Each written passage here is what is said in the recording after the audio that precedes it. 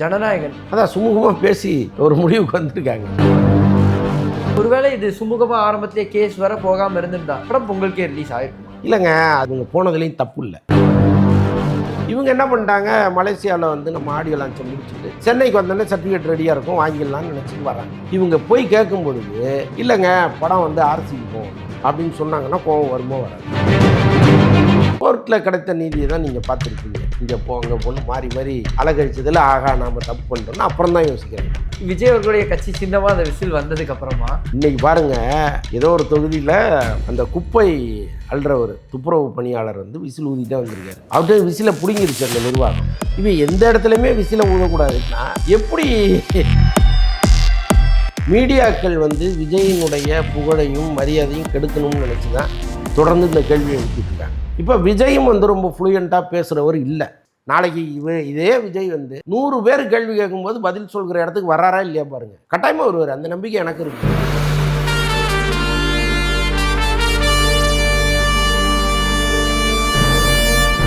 வணக்கம், நீங்கள் பார்த்துட்டு இருக்கிறது டேக் ஒன் தமிழ். நானுங்கள் விஜய் பிராணேஷ். இன்றைக்கி என் கூட சினிமா விமர்சகர் மற்றும் மூத்த பத்திரிகையாளர் அந்தரன் அவர்கள் இருக்காங்க. அவர்கிட்ட தான் நிறைய விஷயங்கள் பேச போகிறோம். நாங்கள் பேசலாம். வணக்கம் சார். வணக்கம். மீண்டும் உங்களை சந்திக்கிறதுல ரொம்பவே மகிழ்ச்சி. ஜனநாயகன், அதாவது பல நாட்களாக வந்து இந்த கேள்விகள் இருந்துட்டு இருந்து முதல்ல ரிலீஸ் ஆகுமான்னு, அப்புறம் பேன் பண்ணதுக்கப்புறம் எதனாலன்னு லாஸ்ட் டைம் நம்ம பேஸ் பண்ணும்போது சுமூகமாக பேசினா முடியும்னு சொல்லியிருந்தீங்க. இப்போ எந்த மாதிரி நிலைமையில் இருக்குது? கிட்டத்தட்ட கொண்டு வந்துடுவாங்களா? அதான் சுமூகமாக பேசி ஒரு முடிவுக்கு வந்திருக்காங்க. இல்லைன்னா இவ்வளோ தூரம் வந்து இவங்க இப்போ பாருங்களேன், எல்லா டிஸ்ட்ரிபியூட்டரும் கிட்டத்தட்ட 20ங்கிற அளவுக்கு மைண்ட் செட் ஆகிட்டாங்க. அதுக்கு என்ன காரணம்னா இவங்களுடைய அப்ரோச். கேவிஎன் நிறுவனம் முதல்ல அந்த வழக்கை வாபஸ் வாங்கினது, இமீடியட்டாக ஆர்சிக்கு போனது, நீங்கள் என்ன சொன்னாலும் நாங்கள் ஒத்துக்கிறோம், நீங்கள் எங்களுக்கு அதை பண்ணி கொடுங்க அப்படின்னு ரிக்வஸ்ட் பண்ணி பேசுனது, இது எல்லாம் சேர்ந்து ஒரு பாசிட்டிவான ஒரு திசையை நோக்கி படம் போயிட்டுருக்கு. எனக்கு தெரிஞ்சு 20 வந்துருங்கிற அளவுக்கு தான் சொல்கிறாங்க. ஒருவேளை தள்ளி போச்சுன்னா இன்னொரு 2 நாள், அவ்வளோதான். ஆனால் அதிகபட்சமாக இது எலெக்ஷன் தள்ளி அந்த மாதிரிலாம் அது மாதிரி வருவதற்கு வாய்ப்பு இல்லை. அதாவது ஒருவேளை இது சுமூகமாக ஆரம்பத்திலே கேஸ் வர போகாமல் இருந்திருந்தா படம் பொங்கலுக்கே ரிலீஸ் ஆகிருக்குமா? இல்லைங்க, அது வந்து இவங்க போனதுலேயும் தப்பு இல்லை. ஏன்னா இவங்க 14 கட்டு கொடுத்து அந்த கட்டை சப்மிட் பண்ணி ஒரு வாரம் அவங்க எந்த பதிலுமே சொல்லலை. உங்களுக்கு யூஎன் சொல்லிட்டாங்க, அதுக்கான மெயில் அனுப்பிச்சிட்டாங்க. அதுக்கப்புறம் வந்து சர்டிஃபிகேட் கொடுக்கறது தானே ப்ராசஸ். எந்த பதிலுமே அவங்க சொல்லலை. இவங்க என்ன பண்ணிட்டாங்க, மலேசியாவில் வந்து நம்ம ஆடியோ லான்ச்சை முடிச்சுட்டு சென்னைக்கு வந்தோடனே சர்டிஃபிகேட் ரெடியாக இருக்கும் வாங்கிடலான்னு நினச்சிட்டு வராங்க. இவங்க போய் கேட்கும் பொழுது இல்லைங்க படம் வந்து ஆர்சிக்கு போகணும் அப்படின்னு சொன்னாங்கன்னா கோவம் வருமோ வராது. ஏங்க அதை எங்கள்கிட்ட முன்னாடியே சொல்லலாம்ல. ஒரு வாரமாக நீங்கள் அமைதியாக இருந்துட்டு இப்போ வந்து ஆர்சிக்கு அப்ளை பண்ணுங்கன்னா நாங்கள் இதுக்கப்புறம் அப்ளை பண்ணி அதுக்கப்புறம் 25 நாள் ஆச்சுன்னா என்ன பிரச்சனை ஆயிரும். இப்போ நாங்கள் 9 ரிலீஸ் பண்ண வேணாமான்னு இவங்க டென்ஷன் ஆகி தான் கோர்ட்டுக்கு போகிறாங்க. கோர்ட்டில் கிடைத்த நீதியை தான் நீங்கள் பார்த்துருப்பீங்க. இங்கே அங்கே பொண்ணு மாறி மாறி அலகழிச்சதில் ஆகா நாம் தப்பு பண்ணுறோன்னா அப்புறம் தான் யோசிக்கிறாங்க.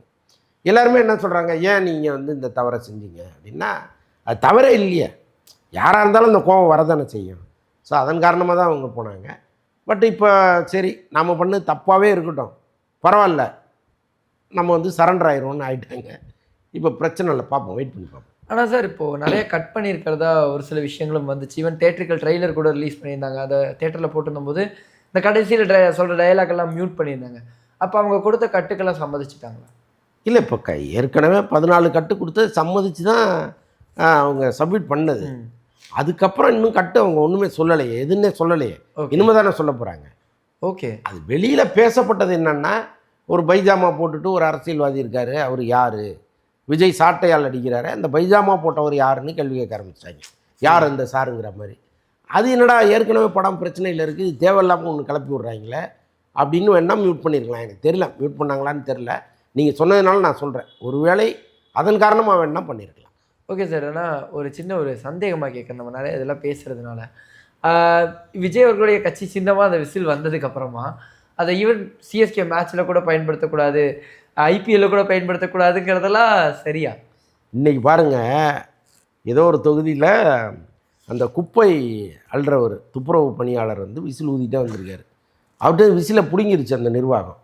பிடிங்கி இனிமேல் யாரும் விசிலை பயன்படுத்தக்கூடாது அப்படின்னு சொல்லி அந்த ஏரியாவில் மட்டும் எல்லா துப்புரவு பணியாளர்கிட்டேருந்து விசிலை வாங்கிட்டாங்க.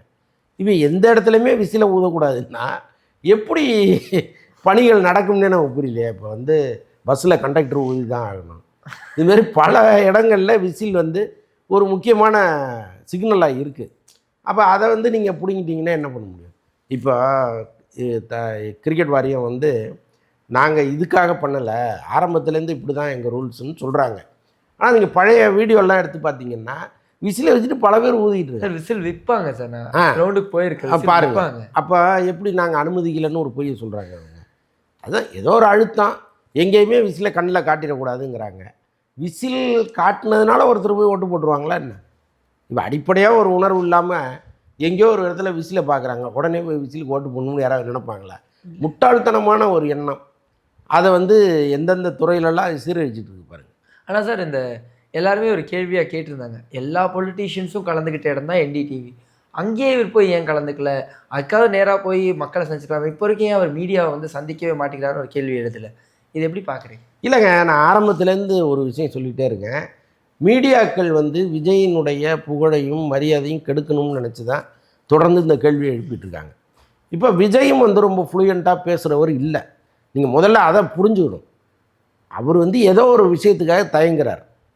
அப்போ அவரை விட்டு தான் பிடிக்கணும். நீங்கள் ஒரே நாளில் ஒருத்தர் கற்றுக்கிட்டு, இந்த மகாகவி காளிதாஸ் படமா அப்படியே வந்து சாமி நாக்கில் எழுதணுன்னே அம்மா அப்பான்னு பேசுகிறதுக்கு, அவர் இப்போ தான் வந்து அவர் ஆரம்ப காலத்துலேயே நம்ம பார்க்குறோம், ரொம்ப வந்து சைலண்ட்டான ஒருத்தர் அவர். ஆமாம், நம்ம 10 கேள்வி கேட்டோம்னா அதில் ஒரு கேள்விக்கே ஒரு வரியில் பதில் சொல்லுவார், அவ்வளோதான்.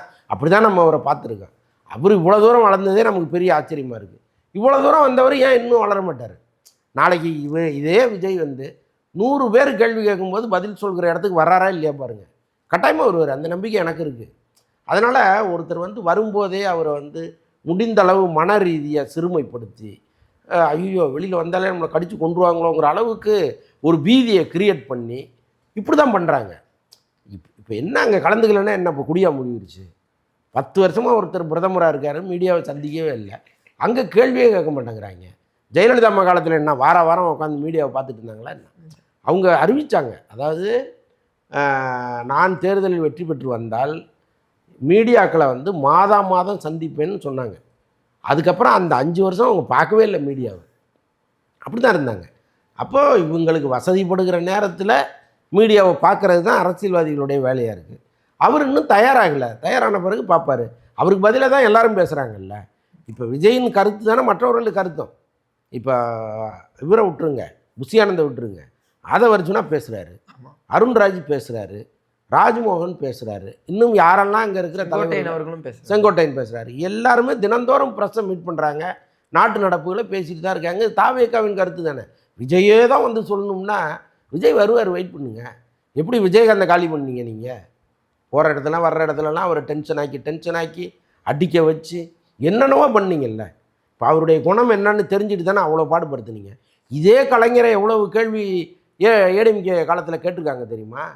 தாகிருஷ்ணன் கொலை வழக்க கலைஞரை போராட்டத்துலலாம் கேட்பாங்க, தாகிருஷ்ணன் எப்படி செத்தாரு கேட்டுக்கிட்டே இருப்பாங்க. ஒரு கட்டத்தில் டென்ஷன் ஆகி நீ தாண்டா கொண்டன்ட்டார் கலைஞர். கேள்வி கேட்டான்ல, நீ தான் கொண்டான்ட்டார். அப்புறம் அப்படியே மெதுவாக கலைஞரை கூட்டும் விஜயகாந்த் ஆக்கிவிட்டாங்க கலைஞரை அவ்வளோ பக்குவமான ஒருத்தர், அவர்கிட்ட பேசி ஜெயிக்கிறவனே கிடையாது. அப்பேற்பட்ட கலைஞரையே டென்ஷன் ஆக்கி விட்டாங்க. ஒரு ஜெயா டிவி ரிப்போர்ட்ரு, அவருக்கு அங்கே இன்சென்டிவ் எல்லாம் கொடுத்தாங்க. கலைஞரை வந்து இன்றைக்கி டென்ஷன் ஆக்கி கதற விட்டல, இந்தா உனக்கு தனியாக காசுன்னு கொடுத்தாங்க. எதுக்கு சொல்ல வர்றேன்னா, இவங்க நோக்கம் வந்து கேள்வி கேட்டு பதில் வாங்கிறது இல்லை, அவரை சிறுமைப்படுத்துறது, அவரை கோவப்படுத்தி எதையாவது பேச வச்சு அதை வந்து மீடியாவில் கொண்டு வந்து போட்டு அவர் இன்னும் கேவலப்படுத்தலான்னு நினைக்கிறாங்க. கலைஞரையே பண்ண கும்பல் தான் இது. ஏன்னா நீ பத்திரிகையாளன் இல்லையான்னு கேட்பீங்க.